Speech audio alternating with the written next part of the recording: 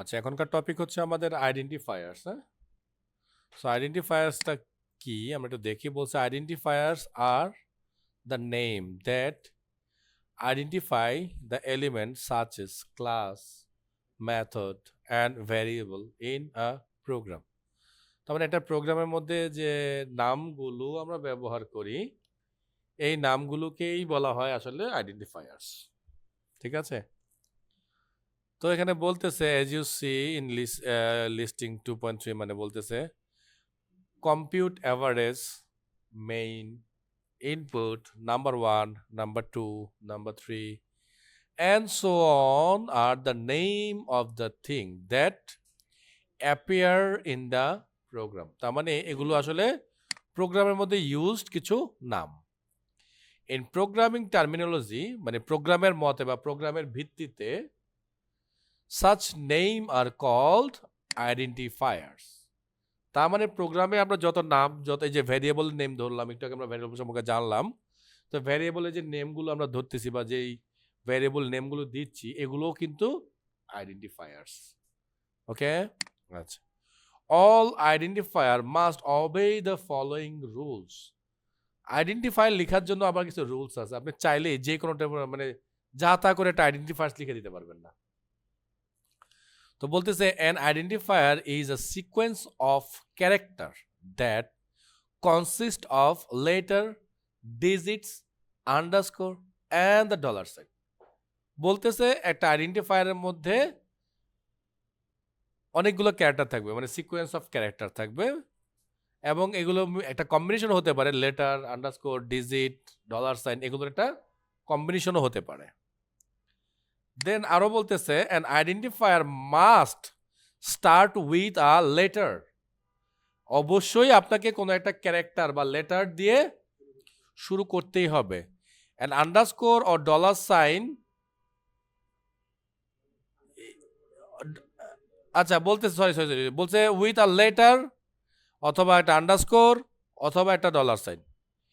তো বলছে it can not start with digit. আপনি কখনোই চাইলে নাম্বার দিয়ে শুরু করতে পারবেন না। ওকে, আচ্ছা। an identifier cannot be reserved word. বলতেছে এই আইডেন্টিফায়ার গুলো অবশ্যই কোনো রিজার্ভ ওয়ার্ড হইতে পারবে না। এটা আমরা জাভাস্ক্রিপ্টে দেখেছি, তাই না? আচ্ছা। an identifier cannot be true, false, null, এরকম কোনো শব্দ, কারণ এগুলো কিওয়ার্ড তো, তাই না, বা reserve word. an identifier can be any length. এটার মধ্যে কোনো লেংথের কিন্তু আবার লিমিট নাই। কিন্তু যখন আমরা এসকিউএল করেছিলাম তখন কিন্তু লিমিট ছিল ম্যাক্সিমাম 30 ক্যারেক্টার, মনে আছে না? এটার মধ্যে আবার ওই লিমিট নেই, আপনি চাইলে বিশাল এক রচনা লিখতে পারবেন। কিন্তু আমরা আসলে এত বড় নাম ব্যবহার করব না, কারণ এটা ভ্যারিয়েবল ধরি তো এই কারণে যেন এটাকে যেন আমরা বারবার বিভিন্ন জায়গায় কল করতে পারি, মানে আইডেন্টিফায়ার্স গুলো তো ইউজই করে এই কারণে। অবশ্যই আমরা রেলিভেন্ট আইডেন্টিফায়ার ইউজ করব। যে ফর এক্সাম্পল এই যে $2 এমন হতে পারে, কম্পিউটার এরিয়া এরকম হতে পারে, and 2+4 not because they do not follow the rules. বলছে হোয়ার এজ 2A হইতে পারবে না, আবার 10+4 এইটা হইতে পারবে না। কেন? কারণ এই যে মাঝখানে যে প্লাস, ও কোনো নাম্বারও না আবার কোনো ক্যারেক্টারও না, ও কিন্তু একটা অপারেন্ট, তাই না, বা একটা অপারেটর। সো ওকে ইউজ করা যাবে না। আবার শুরুতে ডিজিট ইউজ করা যাবে না, এই জন্য এগুলো কিন্তু ইউজ করা যাবে না। হ্যাঁ, the Java compiler detect illegal identifiers and report syntax error. মানে যদি এরকম উল্টাপাল্টা কিছু লিখেন আপনি, তাহলে এটাকে জাভা কম্পাইলার ধরে ফেলবে, ধরে আপনাকে বলে দিবে যে এটা হচ্ছে একটা সিনট্যাক্স এরর। দেখেন এই বইয়ের মধ্যে অনেকগুলো টিপস ছিল, তার মধ্যে একটা টিপস আছে এটা। হ্যাঁ, সো বলছে do not name identifiers with the dollar sign, মানে dollar character. By convention the dollar character should be used only in mechanically generated source code. তার মানে আমাদেরকে কিন্তু ডলার সাইন ইউজ করতে আসলে এক কথায় নিষেধ করে দিস, যাবে কিন্তু আবার নিষেধও করে দিচ্ছে। ক্লিয়ার? ওকে, তো এই যে আইডেন্টিফায়ার সম্পর্কে আমরা যে জানলাম কিছুটা, সো এই আইডেন্টিফায়ার গুলো লিখারও আবার একটা রুলস আছে। ওরা তো বলছে যে কোনো নাম হইতে পারবে, ক্যারেক্টার দিয়ে শুরু হইতে পারবে, এবার এরকম কিছু আছে। আরো একটা রুলস আছে, যে রুলসটা আমাদেরকে অবশ্যই ফলো করতে হবে। আমরা অলরেডি জাভাস্ক্রিপ্টের রুলসটা জেনেছি, তো আমি আরেকবার রিপিট করতেছি। ফার্স্ট রুলসটা হচ্ছে গিয়ে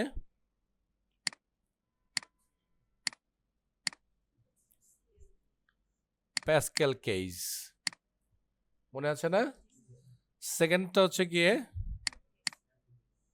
ক্যামেল কেস, আর এটা আছে স্নেক কেস। স্নেক কেস আমরা এখানে ইউজ করবোই না, জন্য আমি এটা লিখছি না।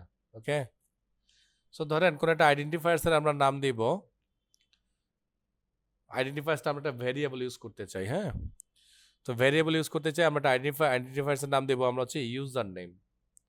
তো যেহেতু আমরা ক্যামেল কেস ইউজ করতেছি, ক্যামেল কেসের রুল হচ্ছে গিয়ে, আমি এখানে রুলসটা লিখে দিচ্ছি।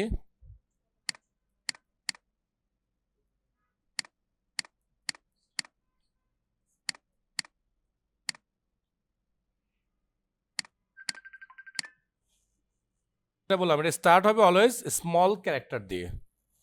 তাইলে আমরা যদি একটা ভ্যারিয়েবল বা একটা আইডেন্টিফায়ার্স লিখতে চাই যেটার নাম হচ্ছে ইউজার নেম, তাহলে আমাদেরকে লিখতে হবে কিভাবে? ইউ স্মল লেটারে এস ই আর, যেহেতু ক্যামেল কেস আর একটা শব্দকে আমি এখানে ইনক্লুড করতেছি, তাহলে সেটা স্টার্ট হবে আবার ক্যাপিটাল দিয়ে।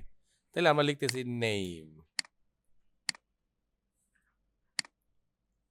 ঠিক আছে? আর প্যাসকেল কেসের স্টাইলটা কি? স্টার্ট উইথ ক্যাপিটাল, তাই তো? Capital character. সো আমি সেম এই জিনিসটাকে যদি প্যাসকেলকে যে লিখতে চাই, তাহলে আমাকে লিখতে হবে ঠিক এমন, তাই না? স্টার্ট হলো ক্যাপিটাল, তারপরে প্রতিটা শব্দই ওয়ার্ড কানেক্ট যখন হবে তারা ক্যাপিটাল দিয়ে কানেক্ট হবে। ঠিক আছে না ব্যাপারটা?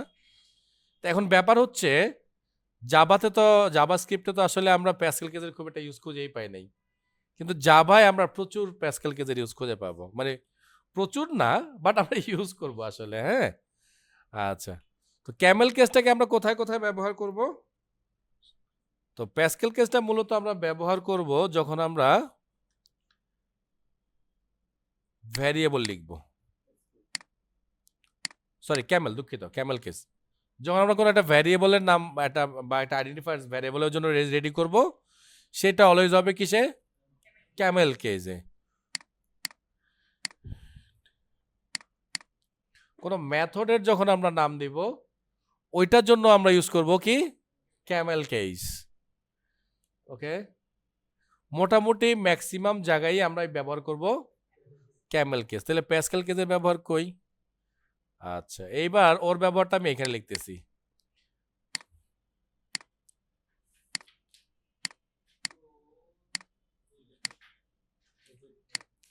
প্রজেক্ট নেমের জন্য আমরা ব্যবহার করব প্যাসকেল কেস।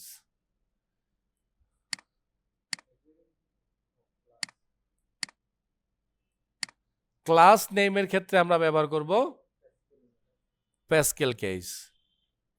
ঠিক আছে? সো এই দুইটা মূল জায়গায় আমাদের প্যাসকেল কেসের ব্যবহার, আর এই দুইটা মূল জায়গায় আমাদের ক্যামেল কেসের ব্যবহার। আরেকটা আছে, আমরা একটা কেস ইউজ করব, সেটা হচ্ছে অল ক্যাপস, মানে সবগুলো ক্যাপিটাল ক্যারেক্টার হবে।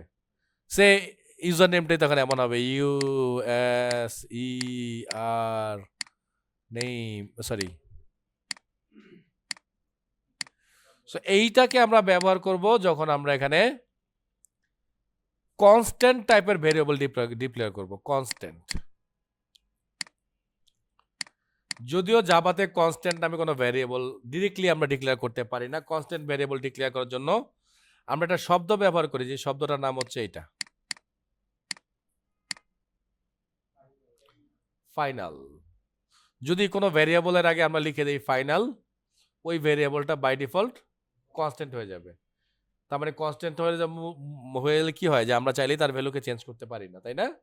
সো তাই ঘটবে। সো যখন আমরা কোনো ভ্যারিয়েবলকে কনস্ট্যান্ট বা ফাইনাল ডিক্লেয়ার করি, তখন আমরা ওই ভ্যারিয়েবলের নামগুলোকে এই অল ক্যাপস ইউজ করি।